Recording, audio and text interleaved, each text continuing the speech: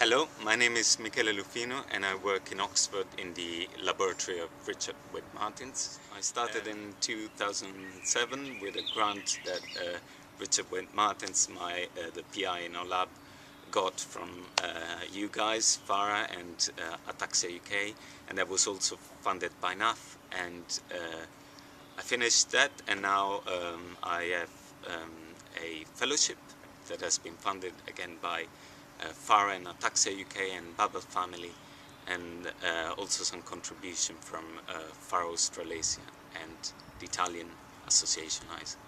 So we have a lot of things on, a lot of ideas, and we're trying to have as many people as possible because the limitation is always number of hands.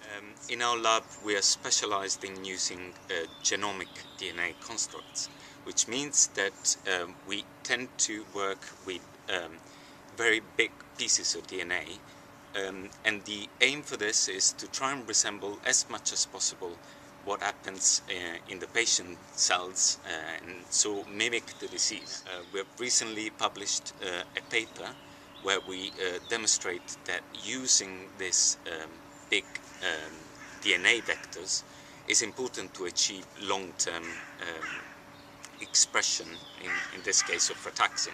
And at the same time, since we have a model where the GA repeats cause this reduction, so we are as close as possible in a cell line to the Friedreich's ataxia patients, we also thought of using this cell line to screen for potential small molecules that can upregulate, can increase frataxin levels, and hopefully provide a therapy for Friedreich's ataxia. And to help us with this, we have, since we know how to modify vectors, we have inserted what is called a reporter gene. In this case, is a gene that flashes light and tells us exactly the levels of frataxin. And so this gives us a very quick but also very precise way to quantitate frataxin protein levels in the cell. And this means we can screen for many different molecules until we find the ones that are able to send frataxin up. And we have found two compounds.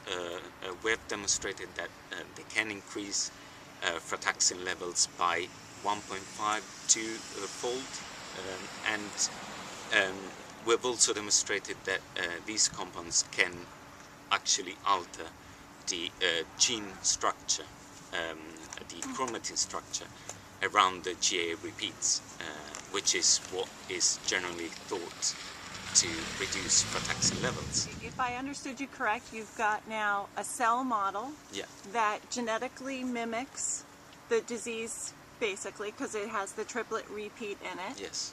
And with that cell model that mimics the disease in patients, you're able to screen compounds to find ones that try and work around that genetic mutation and increase frataxin. Yes. So things that we've heard of before that do this are like Htac inhibitors. Htac inhibitors. And so your compounds could be those, or they could be something else. They could be Htac inhibitors. We have selected them.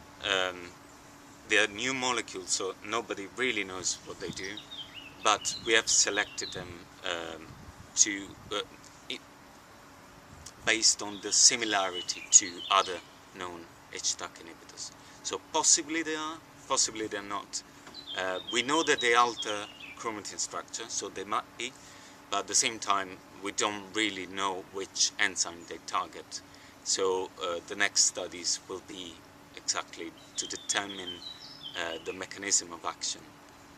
That's really exciting.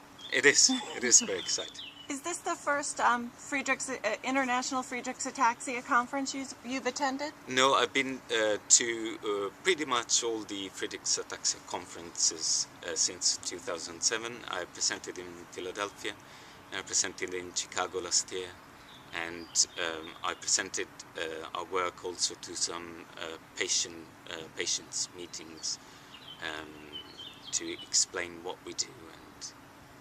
And how is a conference like this helpful to you in your work? Well, it's very helpful because it's easy to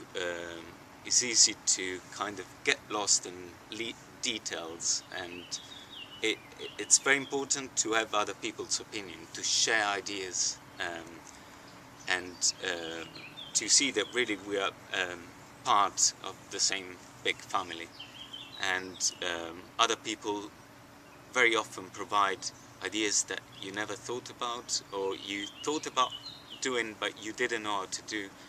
And it's this kind of conferences have a very nice atmosphere, because people are willing to share ideas, share materials.